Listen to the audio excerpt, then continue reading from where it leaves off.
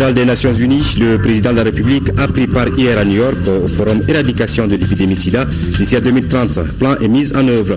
Le chef de l'État a profité de la tribune pour exposer sa politique en la matière. Les premières dames d'Afrique également présentes à New York se sont mobilisées autour du sujet à l'occasion d'une rencontre en marge des travaux. Un autre forum, cette fois-ci ici à Bamako, sur l'éducation à la culture de la paix et le vivre ensemble.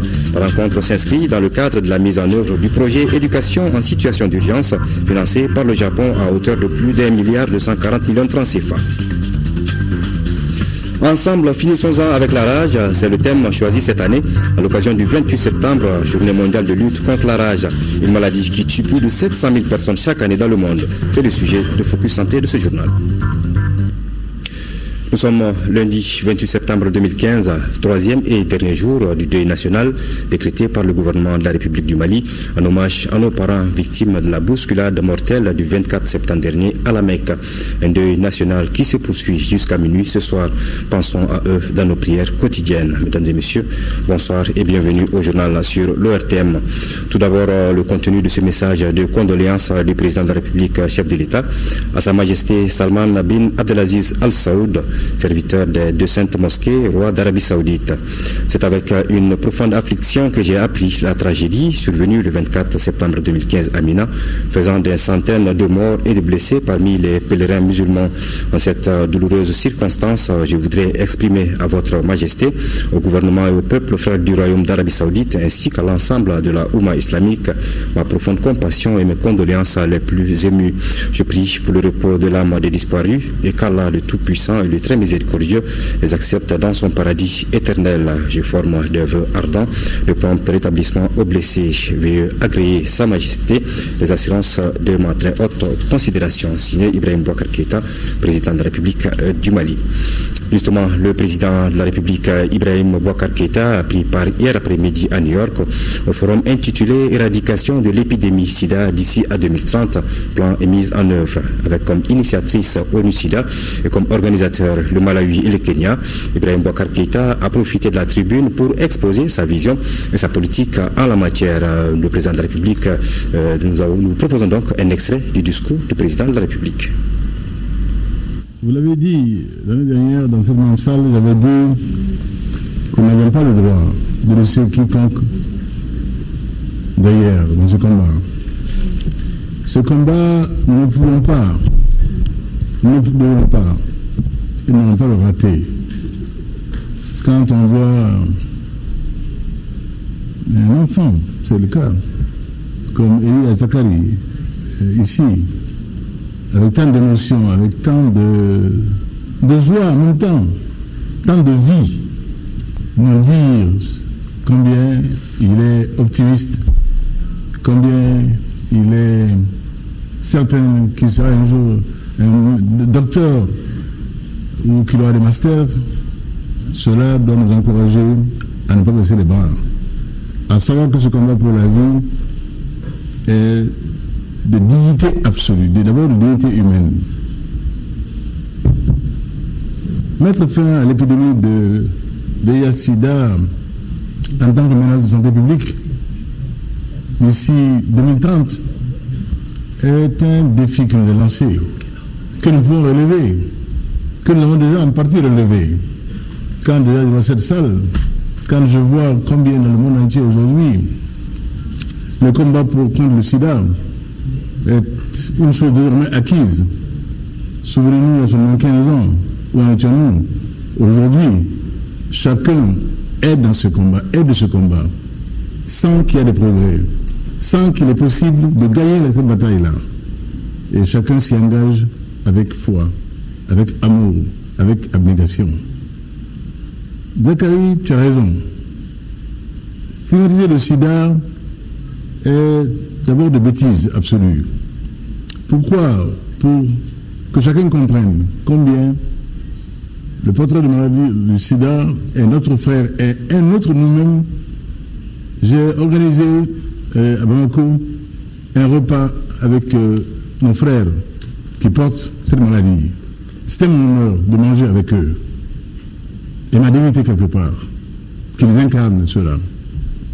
Et ce n'est plus un rêve. mais un objectif absolument à portée de main que de penser que nous aurons raison du sida à l'horizon 2030. Et l'un des premiers succès, sinon le premier de nos rêves, c'est le nouveau cadre de développement global que nous venons d'adopter ensemble ici. Objectif de développement durable, les ODD. Les acquis actuels nous prouvent que nous sommes sur la bonne voie et que nous disposons de tous les outils et cadres nécessaires pour gagner la bataille contre le sida. Mais attention, à ne pas être complaisant et relâcher nos efforts. La lutte contre le sida est comme la lutte contre l'Ebola. On ne baisse pas les bras. Il faut être de vigilance absolue, quotidienne, pour gagner cette bataille-là.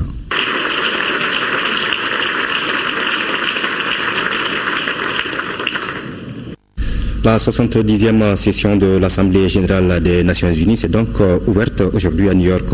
Les dirigeants du monde qui y sont réunis doivent évoquer les grandes questions d'intérêt commun au plan international et régional à l'aune des préoccupations nationales. Les chefs d'État et de gouvernement vont se succéder à la tribune pour faire entendre la voix de leurs pays respectifs. Nous y reviendrons en images dans nos éditions de demain avec nos envoyés spéciaux. Il faut noter que le président de la République, Ibrahim Boubacar Keïta, s'exprime ce soir avant de quitter New York pour regagner Bamako. En marge donc de la 70e Assemblée générale des Nations Unies, le président de la République a rencontré plusieurs personnalités. Parmi elles, le roi Abdullah II de Jordanie, le sous-secrétaire d'État américain chargé des affaires africaines ou encore le secrétaire général d'Interpol. Toutes ces rencontres ont essentiellement porté sur le renforcement de la coopération pour soutenir le Mali à relever ses défis multiples. Le point avec Ibrahima Traoré et Adama Kamara. Agenda d'audience très chargé du président de la République à New York. D'abord, loin de la caméra, le chef de l'État s'est entretenu longuement avec le secrétaire général d'Interpol. Au menu des échanges, sécurité, notamment la lutte contre le terrorisme dans la bande sahélo-saharienne et particulièrement au Mali. La communauté internationale est en train de faire face à des menaces qui n'ont pas de précédents dans l'histoire et donc Interpol est là pour donner le soutien de la communauté policière au Mali. Il s'agit de la menace terroriste, mais aussi la menace de la communauté organisée et surtout le lien entre les deux qu'on voit de plus en plus. Et donc ça, c'est quelque chose où Interpol va travailler dans le futur.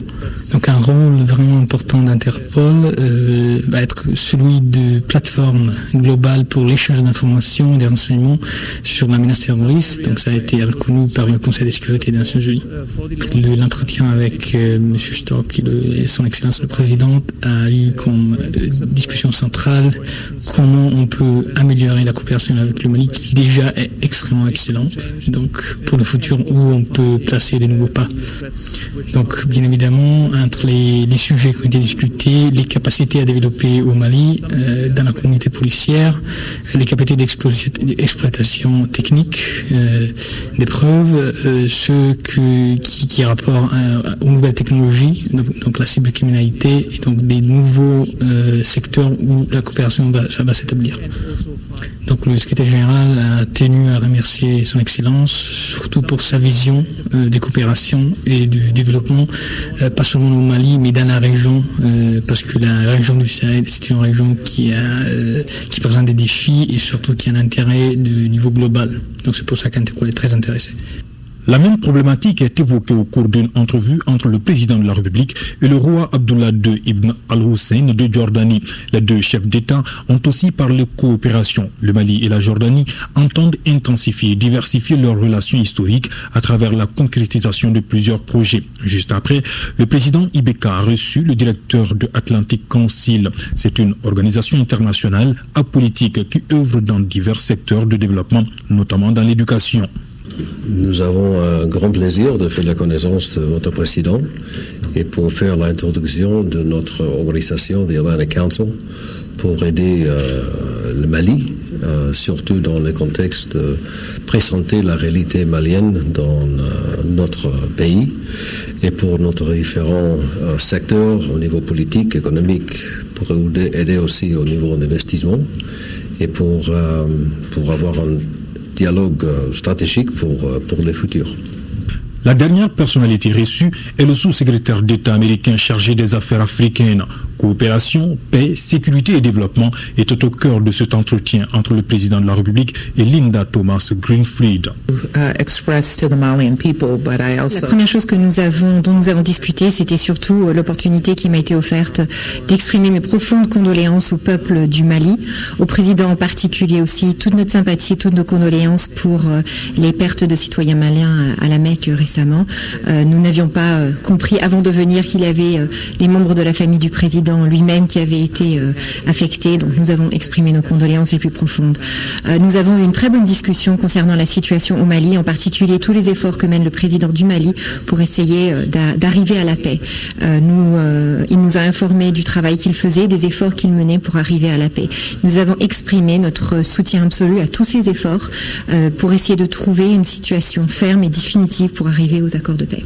Une série d'audiences et un seul objectif, mobiliser les partenaires et amis du Mali.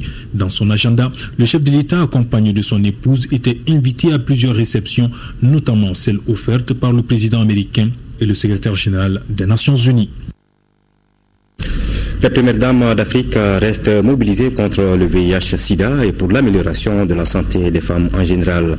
Elles viennent de se réunir à New York pour faire le bilan des activités dans leurs pays respectifs. C'est en marche des travaux de la 70e Assemblée générale de l'ONU. Les premières dames veulent jouer toute leur partition dans la mise en œuvre du tout nouveau programme des ODD, les objectifs du développement durable d'ici à 2030.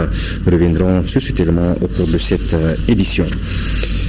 Les acteurs de l'éducation et les partenaires techniques et financiers sont réunis à Bamako à la faveur d'un forum sur l'éducation à la culture de la paix et le vivre ensemble. Il s'agit pour les participants d'échanger sur des concepts clés relatifs à la restauration durable de la paix et à la prévention des conflits au Mali. La rencontre s'inscrit dans le cadre de la mise en œuvre du projet éducation en situation d'urgence en vue de renforcer la résilience au Sahel, appui au Mali. Un projet financé par l'ambassade du Japon au Mali à hauteur de plus d'1,240 milliard de francs CFA. Compte rendu de Agali Agagissa. Comment préserver la paix à l'école après la crise que le Mali a traversée?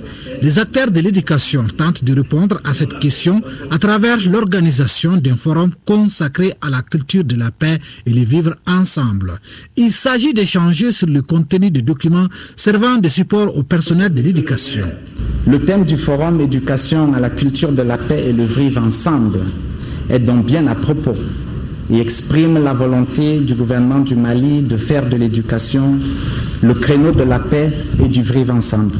Les participants vont ainsi débattre des thématiques allant dans le sens de la refondation de l'école, une école servant à la fois d'espace d'apprentissage et de culture de la paix. Financé à hauteur de 500 000 dollars américains, soit environ 245 millions de francs CFA. Ce geste s'inscrit dans le cadre de la coopération économique non remboursable du Japon au profit du peuple malien. L'action des Nations Unies au Mali se traduira par une présence plus marquée dans toutes les régions du Mali, et spécifiquement dans le nord, et des efforts continuent d'être entrepris pour le retour à l'école et avec un accent particulier sur le renforcement des capacités dans le long terme et surtout dans la culture de la paix qui sera traduite à travers tous les manuels. Le département en charge de l'éducation fonde beaucoup d'espoir sur les conclusions de ces travaux.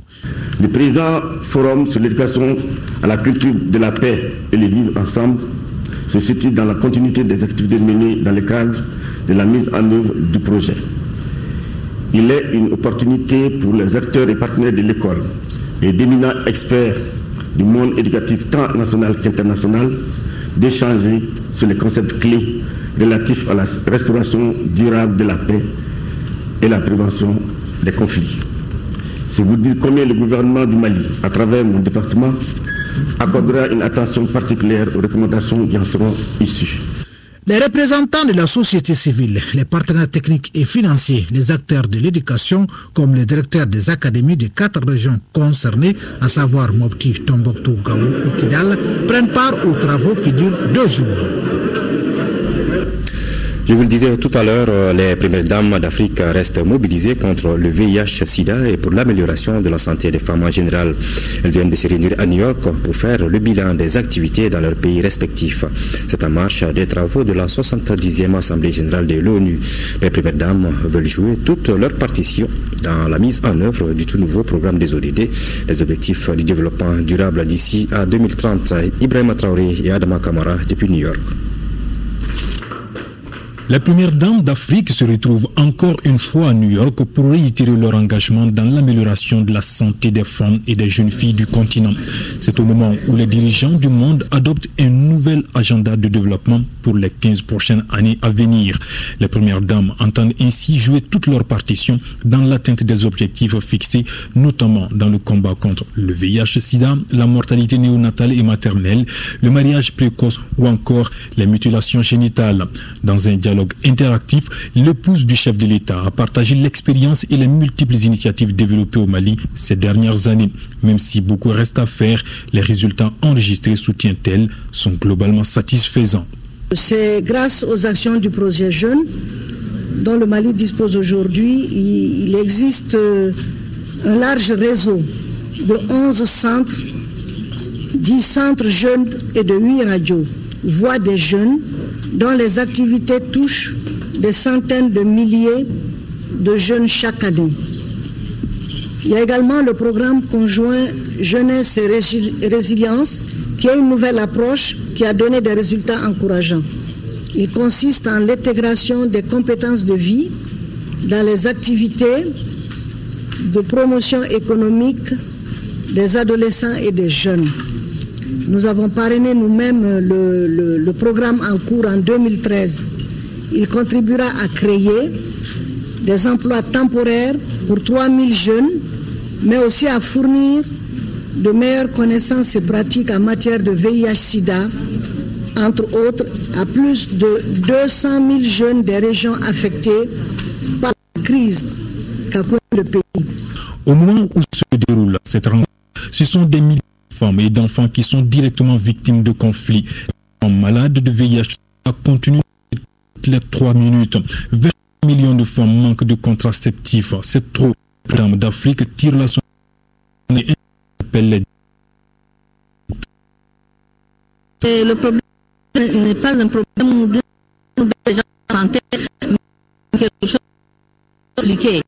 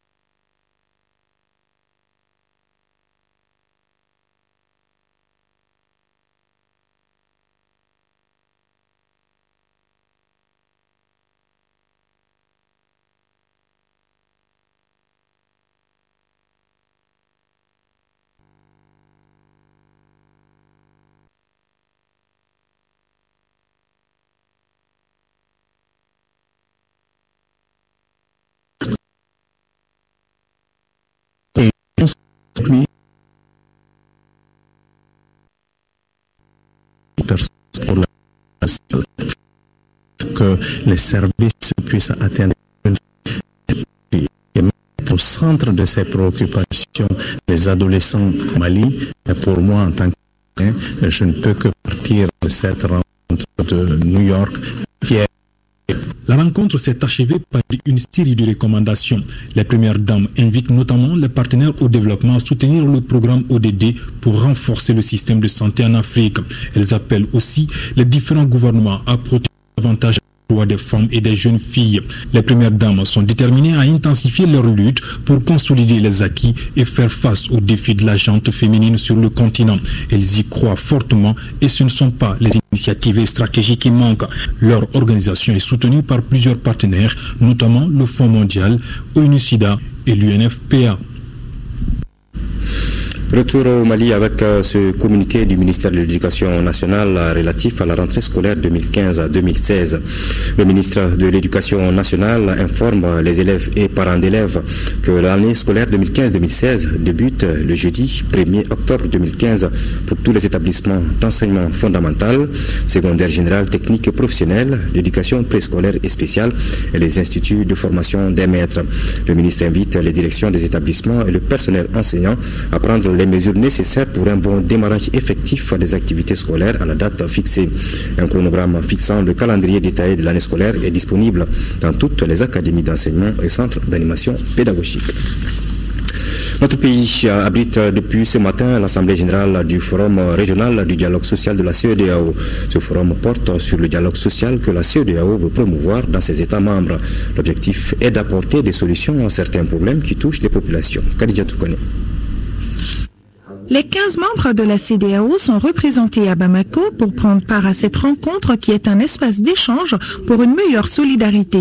Il s'agit aussi de faire de la promotion du dialogue social une réalité dans l'espace communautaire. Le choix porté sur notre pays pour abriter ce forum n'est pas fortuit. Le Mali est un pays qui sort d'une crise extrêmement importante, donc qui est en train de se reconstruire, qui est en train de favoriser le dialogue du bas niveau au plus haut niveau, et nous avons vu tous les efforts qui sont déployés par le président pour que la paix revienne ainsi que la sécurité. Le dialogue social est un instrument d'échange entre les gouvernements et les partenaires sociaux.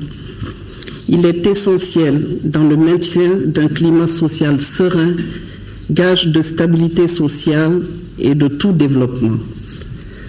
C'est pourquoi le gouvernement du Mali accorde une place de choix à cet instrument si cher au Bureau international du travail.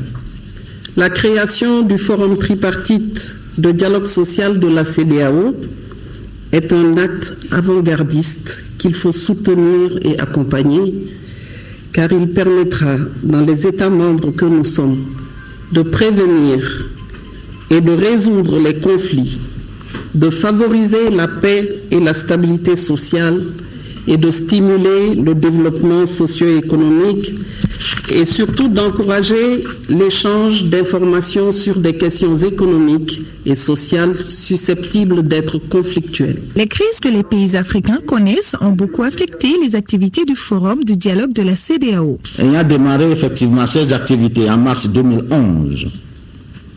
Il est loisible de constater aujourd'hui que les activités du Forum ont connu une évolution en dents de scie. Sur ces mêmes situations de stagnation dont il nous appartient de rechercher avec courage et objectivité, dans le cadre des réflexions qui vont suivre, les raisons réelles pour des approches réalistes de solutions. C'est pourquoi notre présente Assemblée revêt une importance particulière. Le BIT est heureux d'accompagner la CEDEAO et particulièrement le Forum régional du dialogue social pour l'adoption de documents de qualité et leur mise en œuvre en vue de résultats probants. Pour ce faire, nous devons également renoncer à nos démarches parcellaires et élaborer un projet et une stratégie intégrée et solidaire. C'est pourquoi je voudrais rassurer la commissaire de la CEDEAO et les membres du Forum de la disponibilité du BIT pour apporter son appui à la mise en œuvre du plan d'action qui sera adopté. Le ministre Araki Talla a beaucoup insisté sur le problème de la migration qui est un problème commun aux pays africains. C'est pourquoi une formation sur le sujet et sur l'extension de la protection sociale dans l'espace CEDEAO est prévue au cours de ce forum qui prendra fin le jeudi 1er octobre 2015.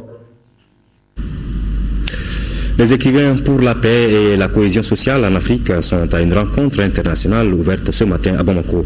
La centaine de participants, dont des analystes et les jeunes ayant abandonné les armes, débattent de la gestion des accords de paix et recherchent des stratégies de consolidation de la stabilité sociale en Afrique. Organisée par l'association PEN Mali, la rencontre est placée sous la haute présidence du chef de l'État, représentée par le ministre Zahabi Ould Sidi Mohamed. Reportage de Sidi Mouribou Dambélé et Moïse Traoré. La rencontre internationale pour la paix et la cohésion sociale en Afrique veut susciter l'émergence d'une citoyenneté africaine fondée sur des actions solidaires en faveur de la paix. Une centaine d'écrivains, d'analystes et de jeunes ayant décidé de déposer les armes travaillent à la définition de stratégies de consolidation de la paix et de la stabilité sociale. C'est en fait à travers l'imagination, à travers les idées, à travers les mots, à travers les langues, qu'on découvre comment les gens qui ont les religions différentes, qui pensent qu'ils sont les ennemis, qui pensent qu'ils ne peuvent pas vivre ensemble. Et c'est à nous qui sommes au fond les maîtres de la langue, de créer les arguments, l'atmosphère, les exemples. Si nous parlons des forums africains, l'exemple existe pour le Proche-Orient par exemple, à travers Ofer Bronstein et d'autres camarades qui opèrent entre Israéliens, Français, Arabes pour bâtir à l'échelle du Proche-Orient des visions croisées et la mise en place d'un concept qui aide à la mise en place de la cohésion sociale. Le représentant résident du NDI a introduit la série de conférences par une communication relative à paix et cohésion en Afrique, défis et enjeux. Durant les 3 jours, les regards vont se croiser autour des accords de paix et de réconciliation au Mali. Dans le nord du Mali, les conflits qui se passent là-bas, on instrumentalise la tribu, on instrumentalise la fraction pour essayer de maintenir une certaine divergence d'opinion et un conflit afin de soutenir des intérêts purement économiques.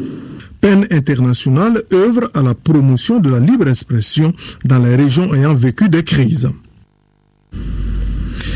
Le Mali a fait de la date du 28 septembre, journée mondiale de lutte contre la rage, un moment d'information et de sensibilisation des éleveurs en vue de leur implication dans l'éradication de cette terrible maladie. Mamoudou Sidibé a suivi les activités de lancement de cette journée.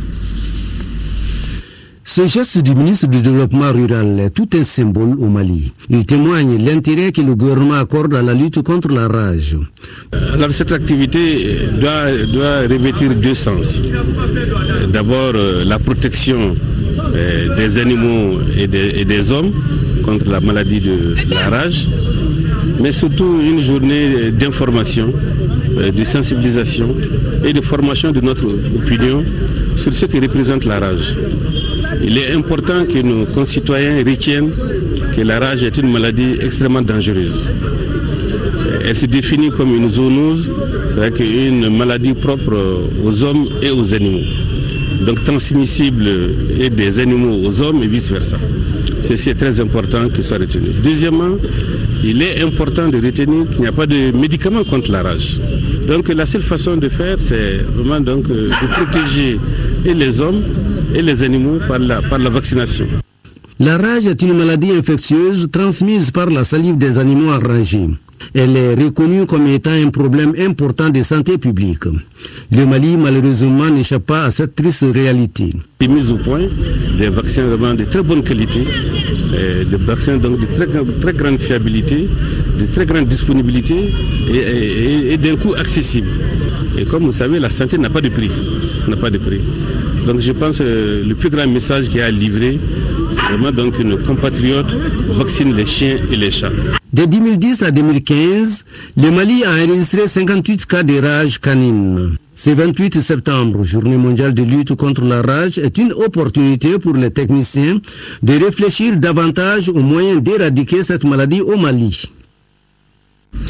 Le contenu de ce communiqué à présent, M. Mahamadou Diarra, ministre de la Justice et des Droits de l'Homme, garde des Sceaux sortant, et Mme Sanogo Aminata Malé, ministre de la Justice et des Droits de l'Homme, garde des Sceaux entrant, ont procédé ce matin à la passation de service.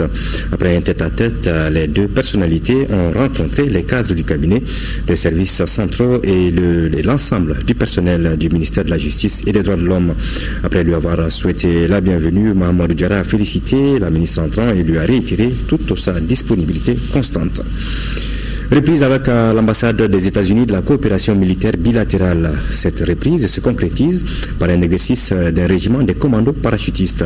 Ce détachement a été entraîné pendant 3 jours par 20 marines spécialement venus des États-Unis. Compte rendu de Mariam Sagara. Le fait marquant de cet exercice a été l'atterrissage et le décollage des 2 Osprey de la flotte militaire américaine. Au sol, rien n'a résisté. Des feuilles de tôle en l'air, des vitres volées en éclats et des branches arrachées seulement par le souffle des 2 mastodontes.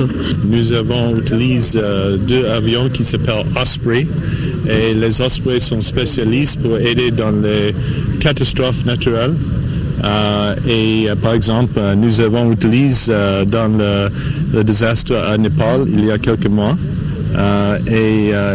Cet avion peut voler comme un avion, mais atterrir comme un hélicoptère. C'est le Mali qui a été choisi pour cet exercice au secours humanitaire en raison des liens solides qui existent entre nos 2 pays. 20 marines dépêchés des États-Unis ont entraîné les parachutistes commando. Cette formation invisible ici améliore la capacité collective des militaires pour le secours. Les marines sont ici pour la formation avec FAMA.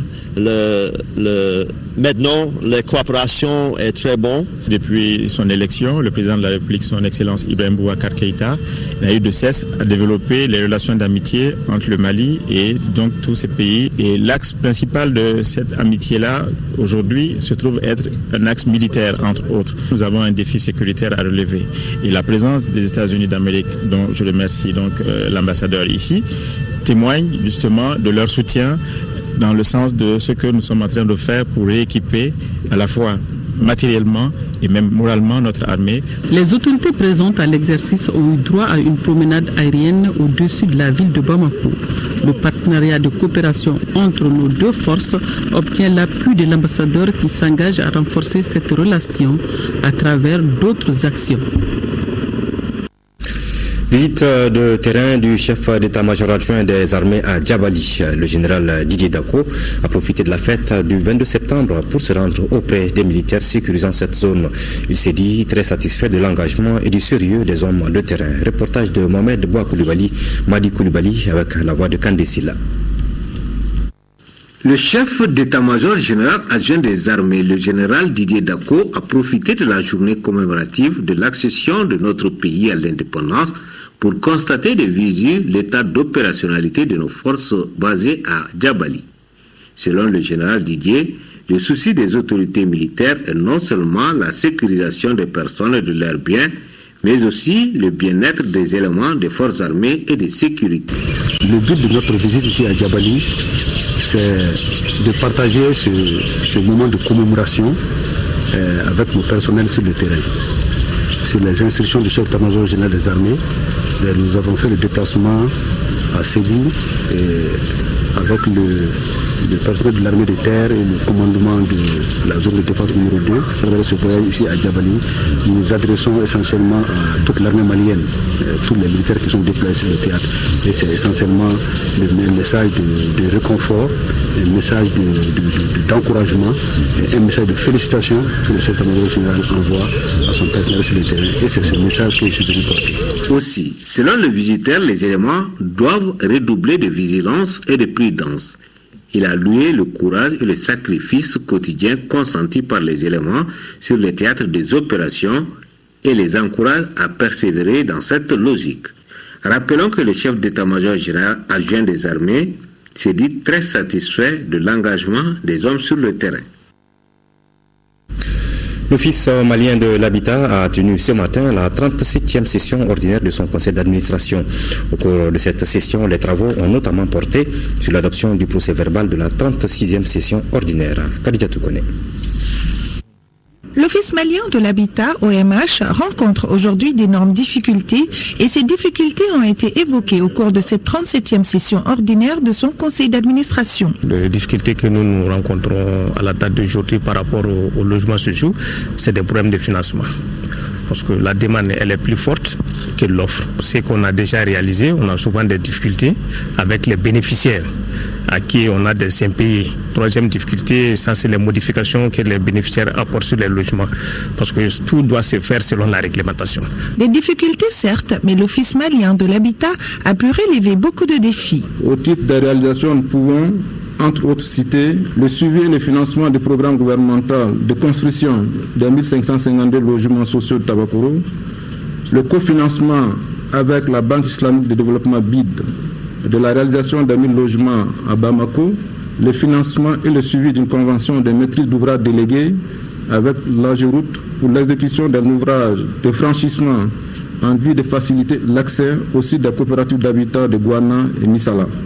Pour ce qui est de l'exercice 2015 en cours, sur une inscription de 19 milliards 84 935 543 francs CFA, l'exécution du budget en recettes au 31 juillet 2015 est de 9 milliards 774 96 424 francs CFA, soit un taux de 51%.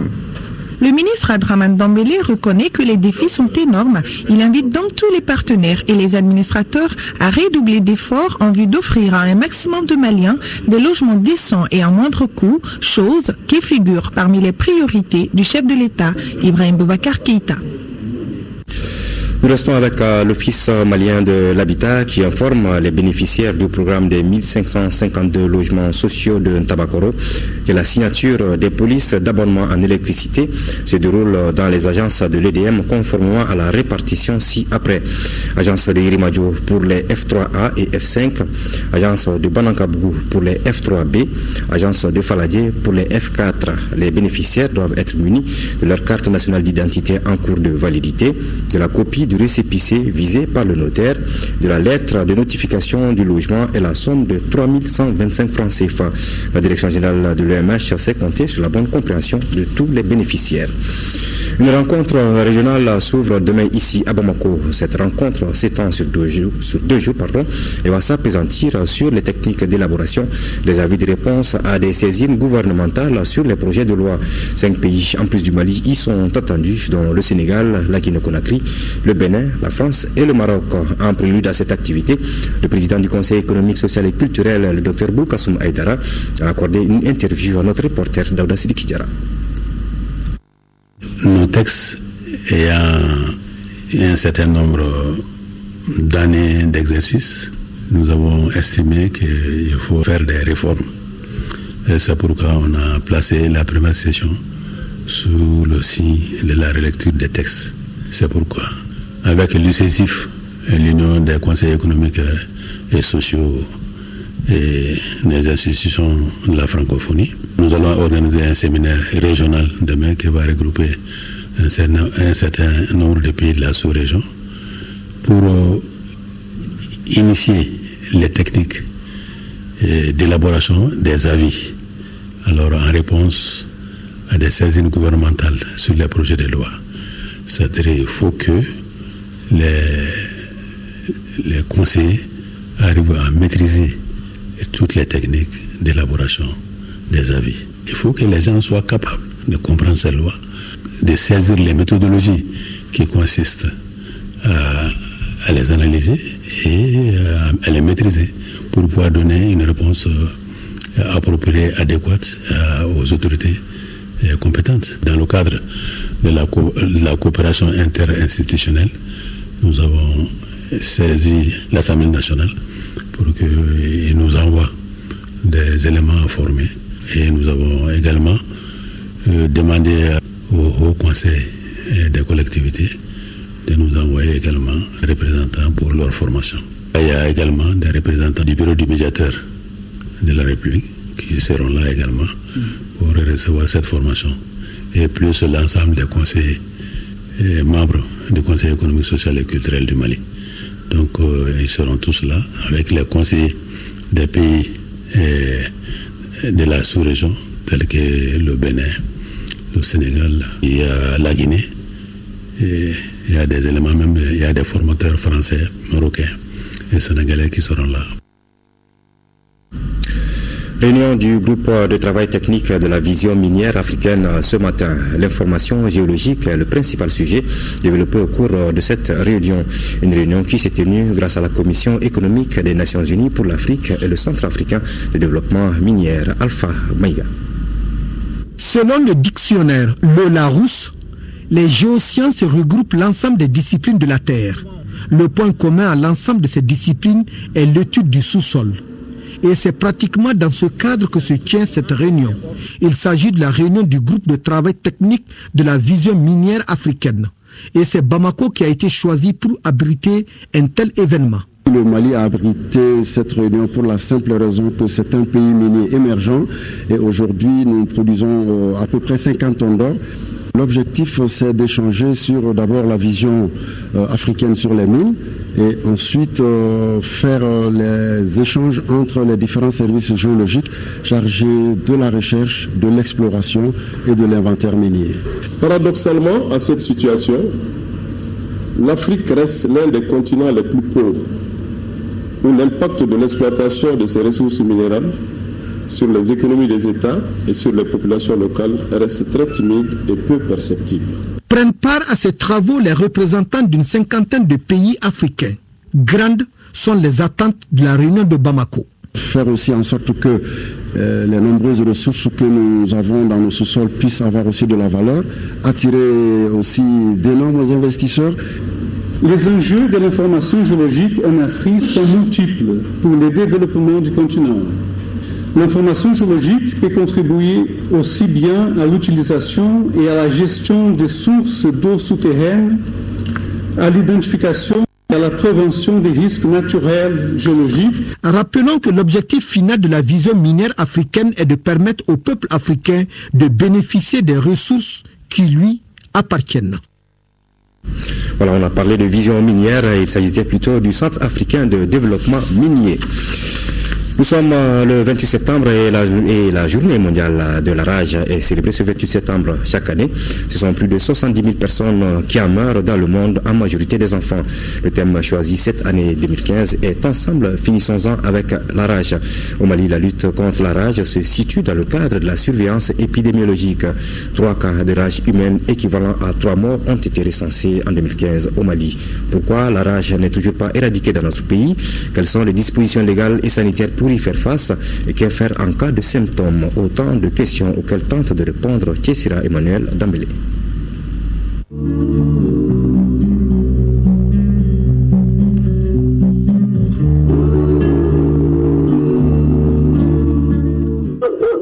Au cours de l'année 2015, 3 cas de rage humaine ont été enregistrés au Mali. 3 cas mortels dans la seule ville de Bamako, des situations dans lesquelles les intéressés n'ont pas fait à temps les démarches qu'il fallait, comme se faire consulter dans un centre de santé. N'importe quel centre de santé. Mais depuis la maison d'abord ou le lieu, la personne doit rapidement nettoyer la plaie avec de l'eau savonneuse, également appliquer des antiseptiques et ensuite aller rapidement dans une formation sanitaire. Même si le chien n'est pas d'abord certifié enragé, parce qu'il faut prendre de l'avance. Et ensuite, il faudra tout faire pour que ce chien qui a mordu ou bien cet animal qui a mordu soit inspecté par les services vétérinaires. Le dispositif de prévention et de lutte contre la rage du ministère en charge de la santé prévoit la vaccination et la prise en charge des sujets mordus. Ici, on ne cesse de le répéter, la rage déclarée est mortelle dans 100% des cas. Quand la personne est mordue et la personne est prise en charge, également, nous faisons une investigation pour rechercher tous les sujets qui ont été en contact avec la personne, en tout cas, qui a déjà commencé sa maladie. Donc ces sujets aussi méritent d'être vaccinés parce qu'ils peuvent attraper la maladie à travers les salives, les égratignures et même de la personne malade. D'autres dispositions légales sont prévues pour lutter contre certaines maladies animales transmissibles à l'homme, y compris la rage. En cas de rage, la déclaration des cas de rage est obligatoire. Et toujours la législation rend obligatoire la vaccination contre la rage. Donc cela veut dire que tous ceux qui possèdent des animaux, des chiens, sont tenus à les faire vacciner obligatoirement. Et la législation dit que tout animal atteint de rage est immédiatement abattu. Quand il y a une rage, la rage est déclarée dans une zone donnée. Il y a le préfet de l'administration qui prend un arrêté pour déterminer la zone et prendre les dispositions qui s'imposent. Il faudrait abattre tous les chiens errants dans cette zone-là. Les chiens ainsi que autres mammifères en liberté mordus ou roulés sont aussitôt abattus, sans exception. Ces contrôles sont-ils aujourd'hui effectués? Les propriétaires de chiens sont mieux placés pour le dire. Quant aux vaccinations exigées par la loi, beaucoup reste à faire encore. En fait, la maladie n'a jamais disparu. Donc c'est peut-être une recrudescence. Le vecteur principal, c'est les chiens et les chats aussi. Et la source de contamination de l'homme, on va dire, en tout cas par rapport à la ville, parce que la faune sauvage aussi peu. Et la vaccination de ces chiens et ces chats pose problème. Les gens ne vaccinent pas. Alors tant que ces vecteurs ne sont pas protégés, la maladie va demeurer. Quand vous prenez les chiffres de vaccination contre les principales maladies, dont la rage fait partie, les chiffres sont très faibles. Quand on regarde l'effectif des chiens et des chats au Mali, les chiffres de vaccination sont en deçà de 5%. En tout cas, la rage n'a pas de saison. L'empoisonnement des chiens errants prévu par la loi pour éviter sa propagation relève des maires et des sous-préfets qui en font la demande auprès des services vétérinaires. Ceux-ci interviennent en tant que service technique et la facture est payée par les commanditaires.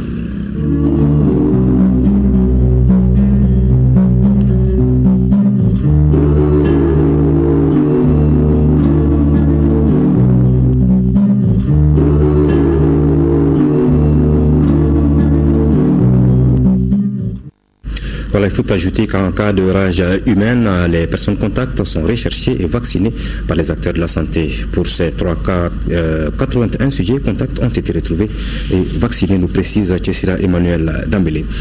Et puis, c'est communiqué l'association des groupements d'églises et missions protestantes évangéliques du Mali, le Haut Conseil des collectivités, le PARENA, l'ADEMA, Parti africain pour la solidarité et la justice, le comité exécutif de l'Union des forces démocratiques, les FAR en Kaouli, le bureau politique national du PRDT, le bureau politique national du RPDM, l'Alliance pour la solidarité au Mali, le parti Sigikafo et Damouye et le Grand Forum du Mandé ont tous appris avec émoi et consternation la tragédie survenue à Mina, à la Mecque.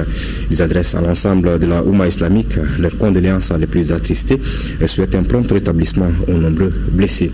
Et ont donc tous une pensée pour nos parents qui ont perdu la vie à la Mecque au cours de la bousculade tragique survenue à Mina.